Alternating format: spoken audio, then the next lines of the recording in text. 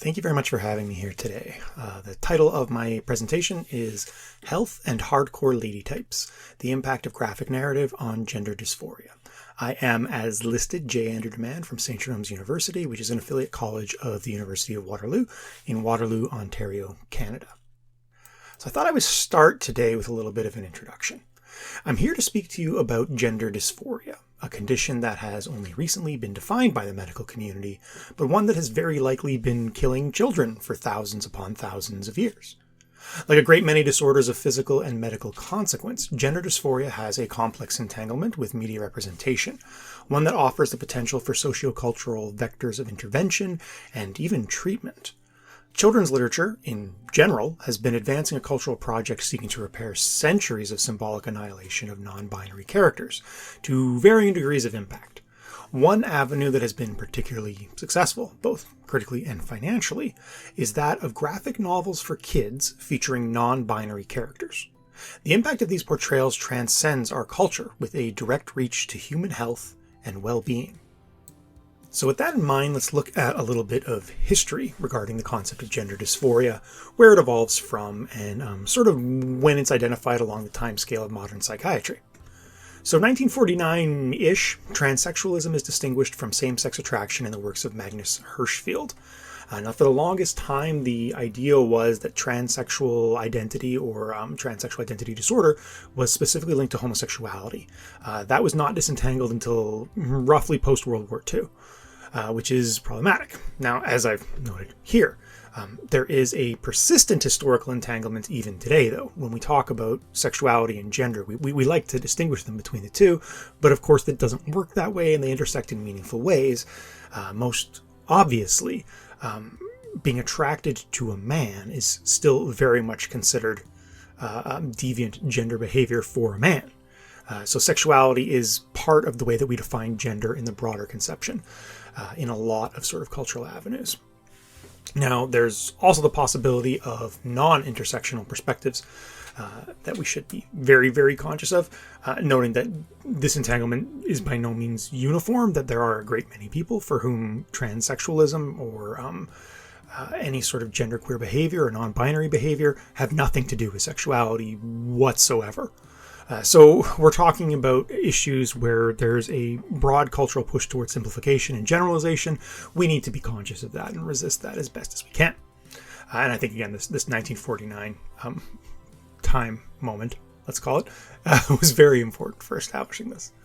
Then in the 1980 DSM-3, we actually got the term transsexualism.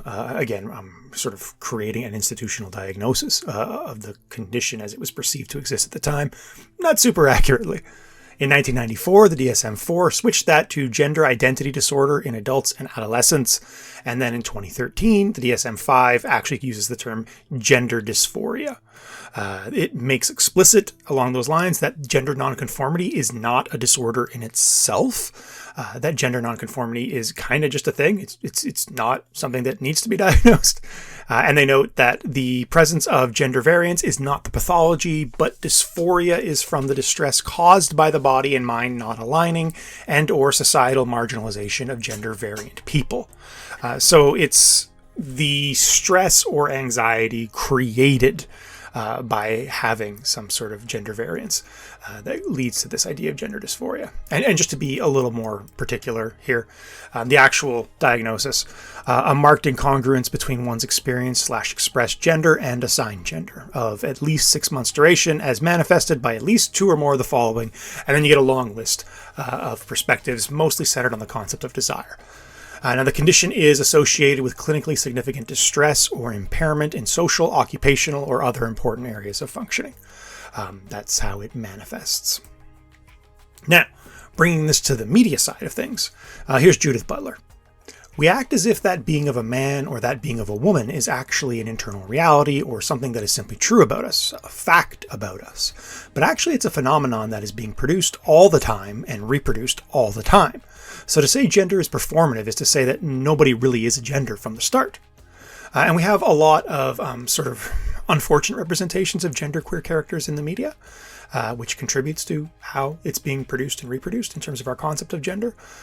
We have symbolic annihilation, which is just don't include them. Pretend they don't exist. Pretend we live in a world with two genders. This has direct consequences on different forms of real-world annihilation, up to and including murder. It's a portrayal that is lazy, if nothing else, but also political, in that it portrays a world that people want to be simpler than our reality is. We also have genderqueer characters being villain-coded fairly frequently, and maybe even more often that we have them being subordinated. They're the sidekick character. They're the unimportant character. They don't have agency. They're not the protagonist. They don't make the choices that impact the story. And here's Amelia Terry talking about this. The significance of the media to how transgender and cisgender people understand transgender identities and issues cannot be overstated.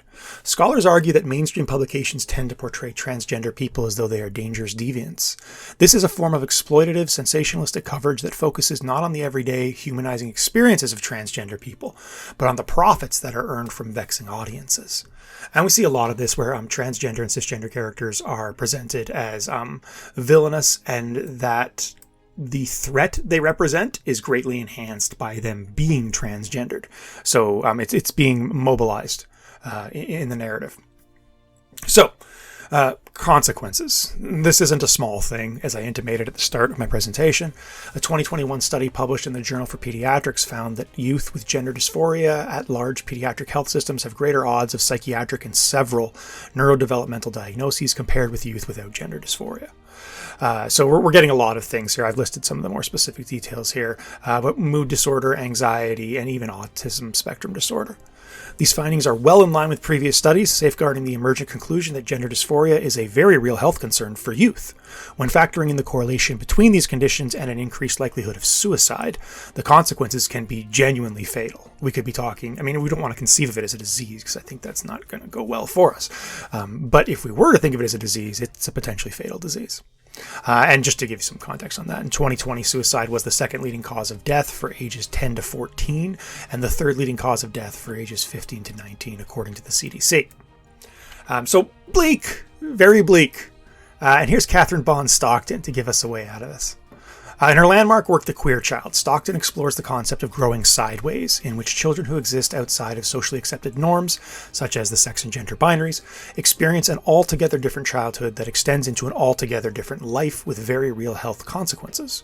She suggests, however, that fiction has historically been a pivotal site of resistance to this construct, saying that the silences surrounding the queerness of children happen to be broken, loquaciously broken, and broken almost only by fictional form. So, it's happening right now in the young adult graphic novel marketplace, as I talked about, in kind of a really big way. So let's look at some examples of this and talk about why it's happening from the perspective of at least the creators. So here's Kat Lay, author of Snapdragon.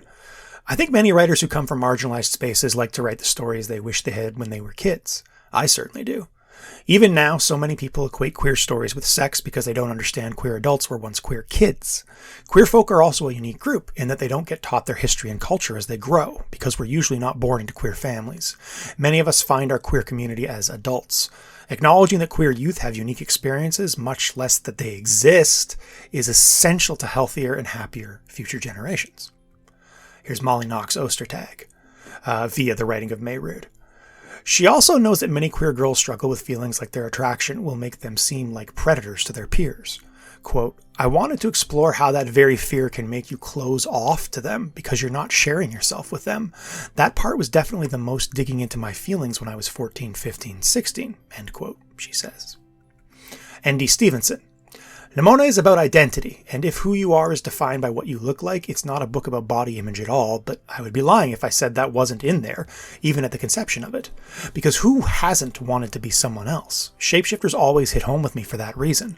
I think who we are is a lot more tenuous than we think it is. Everybody's had that moment of horror when they're put into a situation and they react in a way they didn't expect. I've certainly felt that way a lot, and that was sort of the seed of Nimona. Kay O'Neill. Portraying an inclusive world is fundamental to me, especially in a fantasy setting. So far, all the settings I've introduced have strong themes of community, collaboration, acceptance, and sharing of resources. I've tried to create worlds in which children who belong to marginalized groups, and those who don't, can see how the world could be at its best, which I hope provides some peace and comfort in the work they read. Jen Wang. I wrote this book for my teenage self, so I'm really excited for young people to read this. It has a really broad, accessible quality to it, yet it touches on very personal feelings like identity, the burden of secrecy, coming out, and first romance. I hope readers who connect with it are able to indulge in the fairy tale fantasy, but also feel known. That's really the best thing you can hope for in any book. James Tinian IV. I wanted to write the book that I needed the most, particularly in middle school and when I first started reading comics.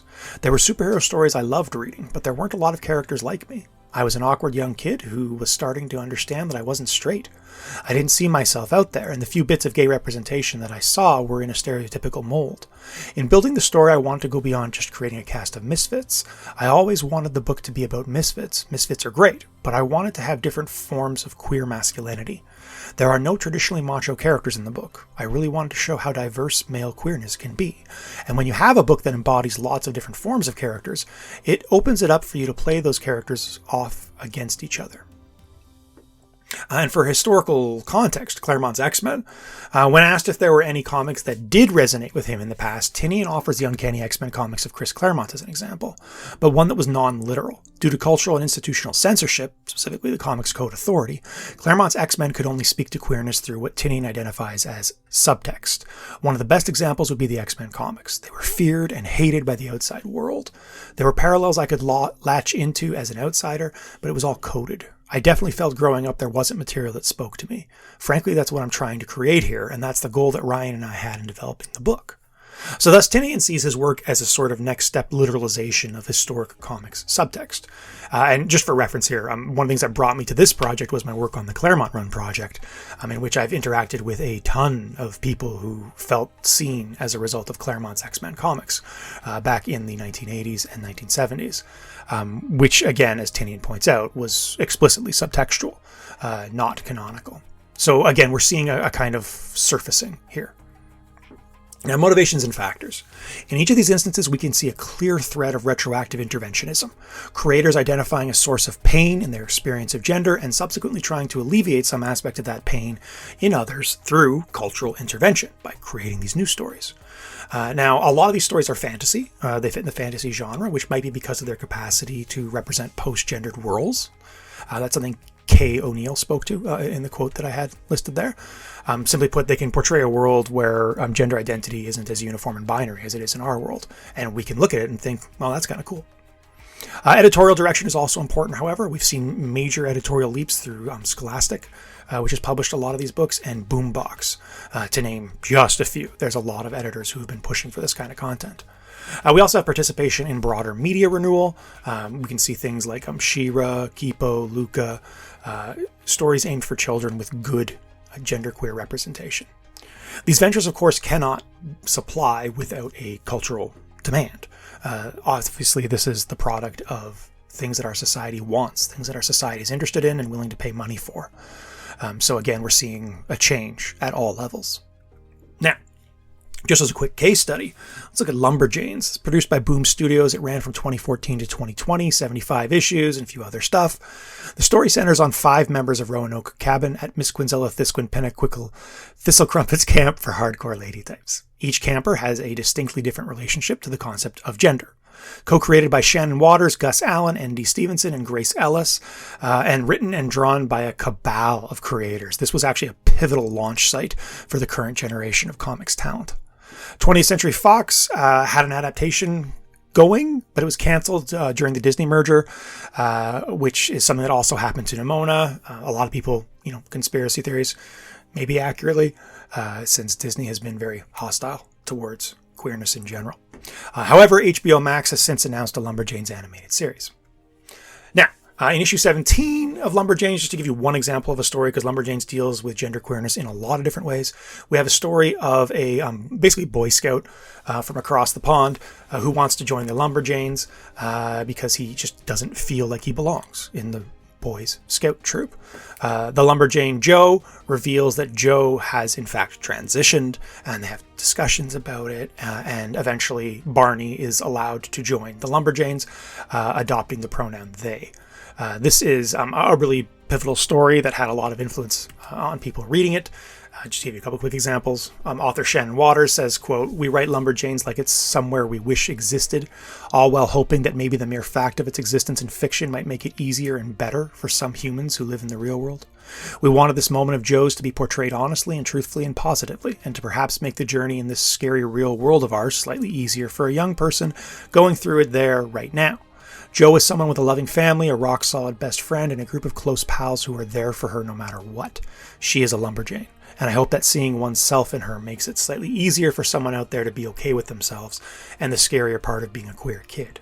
That reception is mirrored very nicely in the work of May Rood, who just reviewed this issue and described it as such. "I would have seen someone like me who actually was living the kind of life that I dreamed of living. Honestly, I had zero idea that it was even possible to be trans when I was that age. I thought I just had these messed up thoughts and feelings that I would be stuck with for the rest of my life. But if I had seen Joe, I would have realized that I didn't have to be sad anymore. I didn't have to wish every day that I would die. I didn't have to always feel uncomfortable about how I saw myself or how other people saw me. This comic would have saved my life. Now, obviously, I'm still alive and I eventually came out, but just thinking that if I had seen Joe in this comic, I could have had teenage years and a college experience that wasn't defined by dysphoria, depression, anxiety, and suicidal ideation. I knew that there are other trans girls out there who are currently like I was. Now they're going to see Joe, and they're going to learn it's okay to be themselves." So, because I'm already running long, in summation, YA comics have recently undergone a historic engagement with the concept of gender dysphoria. Gender dysphoria is a complex issue with important connections to media representation and consequences that can be quite severe and even fatal. And in the eyes of both the creators and many of the readers, this project can be seen to have life-saving potential, but also to simply reduce the many physical symptoms associated with gender dysphoria. My research is ongoing, so if anyone knows a cool, kind-hearted publisher who's not afraid of some casual death threats on social media, feel free to reach out. Thank you very much for your time today, and please be nice to me during the question period, because I'm fragile.